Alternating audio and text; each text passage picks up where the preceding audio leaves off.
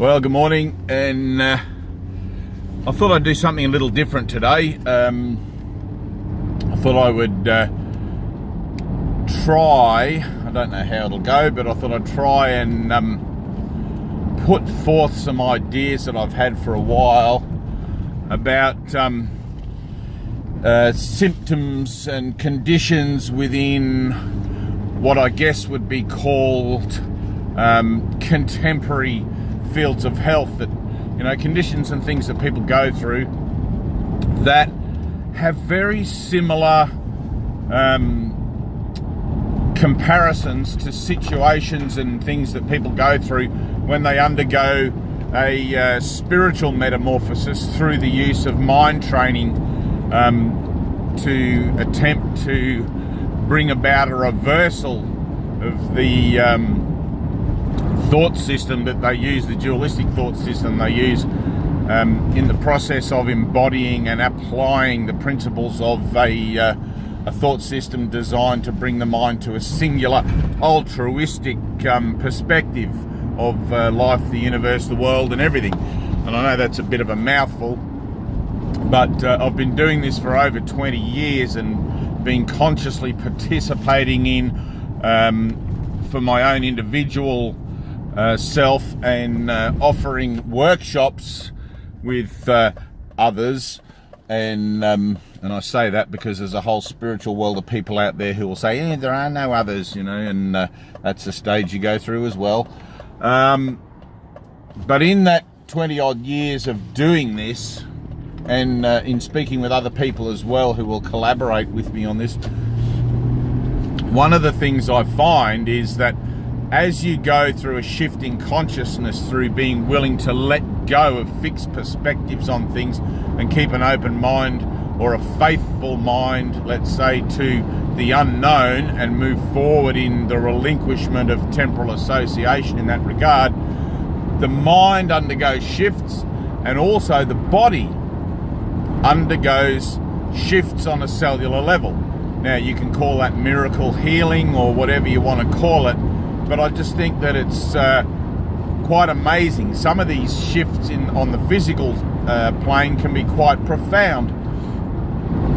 And for me, I'll just rattle off a few things that happen for me still today and that used to happen to me. One of the things that used to happen to me, I realised at a certain point I'd crossed this threshold in my thinking wherein I had found a firm resolve, I guess, within myself that God or universal thinking was an irreversible thing that was happening in me, that I could not go back, that I could only go forward in the process, right? There was no way for me to go back to being separative and everything like that, even though the expression of it is separative for those of you. And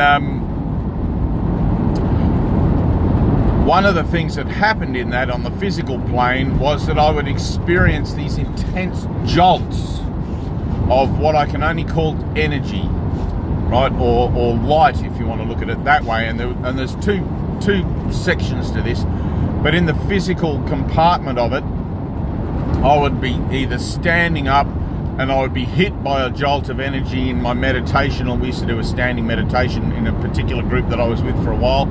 We would do a standing meditation and I would be hit by these random, unexpected kind of bolts of energy, which then would ricochet, I guess, and it would hit me like in my mind. I don't know how to describe that, but it would hit me from within somehow, which would then have the effect that it would ricochet out through my body, and my knees would buckle and I would collapse to the floor. Right, but there was, and people will say, oh, that's Kundalini energy, etc. I know all of that, but the way that it happens to me is similar, right, to what people describe when they have an epileptic fit. You know, and a lot of people will say, well, I have this metallic taste just prior to a fit, or perhaps not, but there would be this sort of charge of energy from within, like an overload, and all of a sudden the body would go into a kind of a convulsion. And I would have that, right? Now that would be anywhere from just one single charge, one single bolt, I don't know how to describe it, to a series of very repetitive, like that,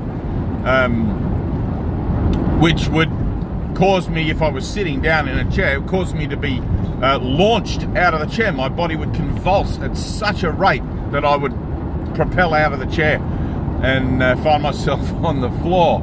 Now, I wasn't upset about this because I'd taken it on board that the physical nature of healing that follows along from the healing of the mind can be wild and varied and random, of anything from sleepless nights to, I've seen people launched across a room through the energy of spirit, if you want to call it that, and I don't know how to talk about that particularly. And I've seen people that have been 10 or 12 people sort of mushed together, like in a mush pit or a mosh pit, who are guided, for want of better terms, around a room together in this kind of synchronous one mass of, and they'll move and the eyes will be closed in a meditative thing, amazing stuff that I can't explain, right?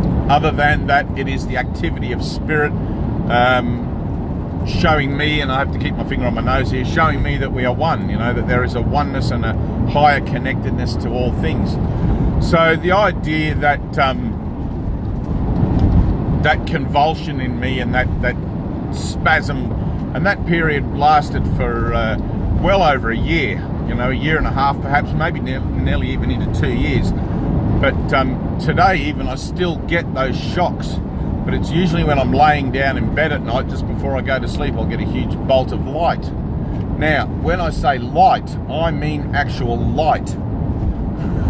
And here's another thing I don't know how to describe. So when I used to close my eyes, as with everybody else I suppose, before I started doing these light meditations and profound meditations, and I've practiced meditation in various forms with the Brahma Kumari and open-eyed meditation in the way that I'm talking about now, with a closed eye, standing meditation at Buddhist communities where I would sit for long hours very uncomfortably, meditating, etc., things like that. But the light, when the mind becomes still, right, and through A Course in Miracles this is called the holy instant. When the mind becomes still, and the holy instant manifests in several ways, in a connectivity on the physical plane, but more within I'm talking about now, wherein communication, right? Communication is in light. God is seen in light. Miracles are seen in light.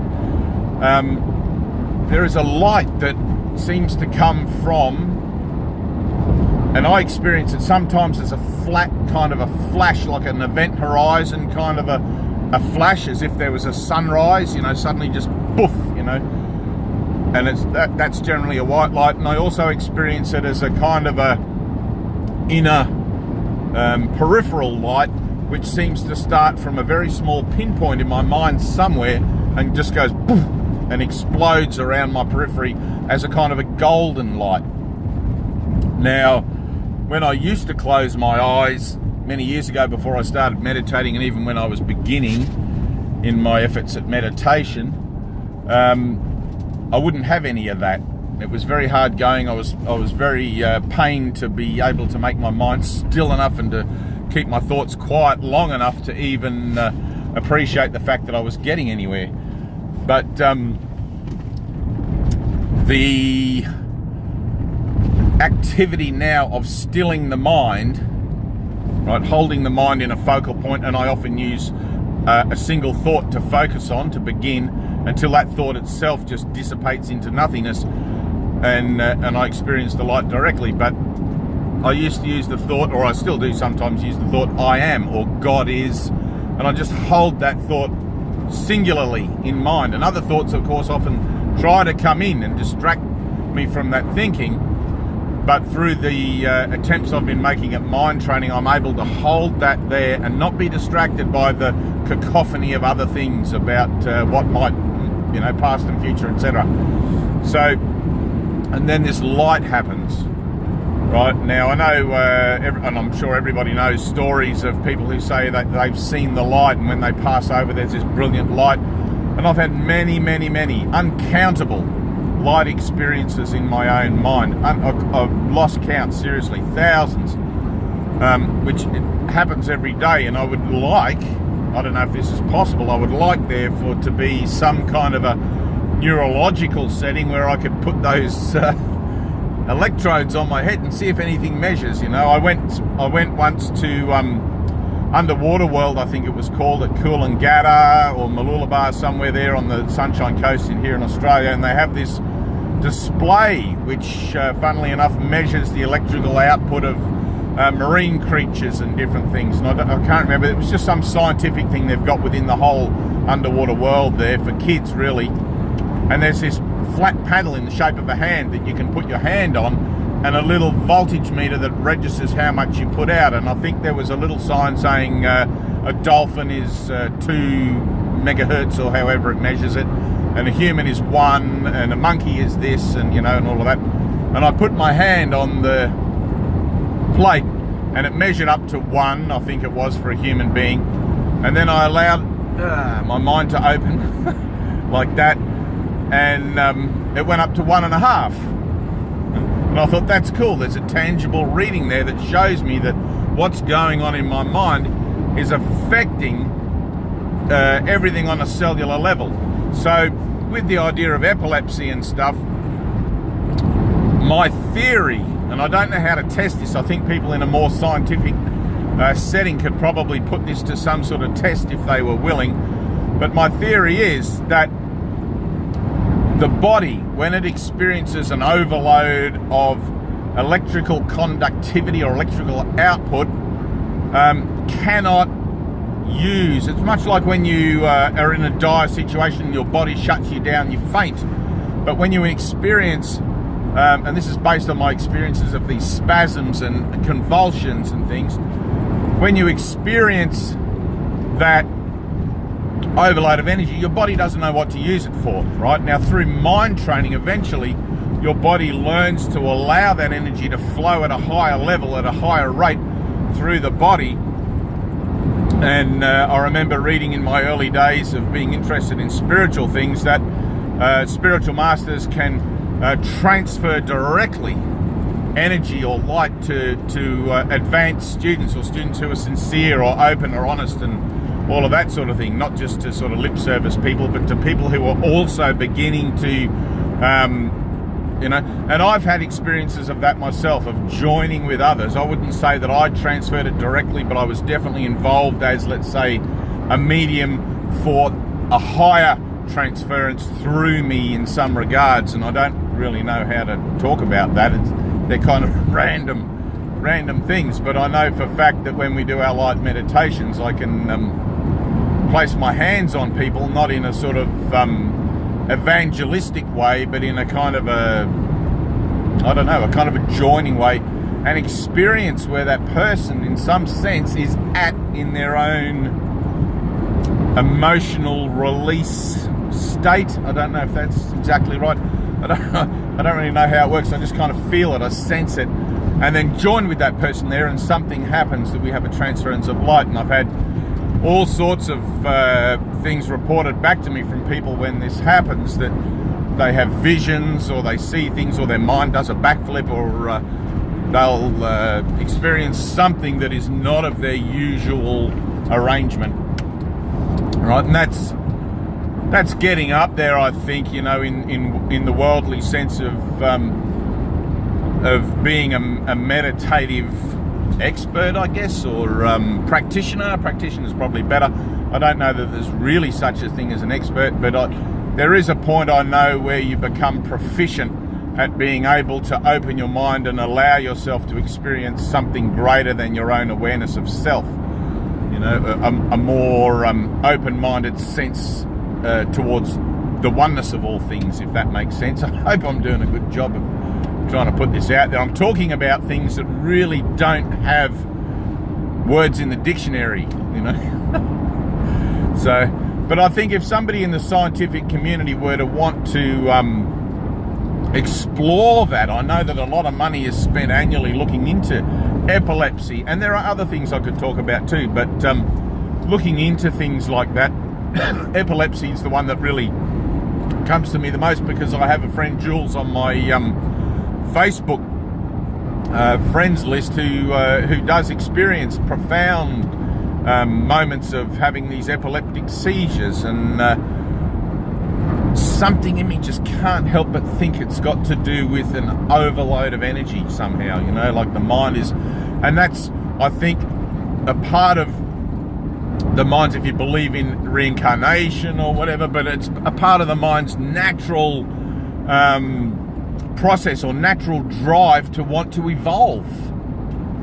You know, like we're all headed somewhere, we're all evolving, every species on the planet is evolving, and I think the next step for humanity is to evolve in our consciousness, because we are the only being on the planet that we know of that has a consciousness capable of self-awareness in the sense that we have. I mean, perhaps dolphins and maybe dogs, I don't really know, but you know, I hope you can hear me. I hope if there's somebody out there that knows somebody out there who's involved in neurology or one of those sorts of fields, that they can pass this video on or tag them in this video. It might be helpful. Maybe I'm just clutching at straws being hopeful. Maybe I'm just some crazy fucking hippie in a, you know, in Australia. I don't really know. I don't care what people think of me, but I'm here to be helpful, and if that's helpful to somebody, if it helps my friend Jules or somebody like her in the long term or the short term, whatever, you know. And the other thing aside from that too is, like, the lessons in the workbook of A Course in Miracles are designed to bring a harmony, an inner peace, an inner sense of self to fruition, wherein disharmony in the mind, disharmony then in the body is eliminated. You know, I know the spiritual path is hard going, and at first it's a virtual nightmare to understand it all, but I think if you've got nothing to lose, and if you're feeling suicidal, or if you're experiencing some profoundly compromising medical condition or something like that, then why the hell not? You know, but each to their own. You know, it's that old saying, you can lead a dog to water, but you can't make it drink. So, a horse to water, but... Alright, well, I love you. I hope that's helpful. You know, like, I make these videos to try and be helpful and offer some sort of alternative view on life, and just through my own experiences and through the experiences of people that I've met and things I've read and come into contact with in my life.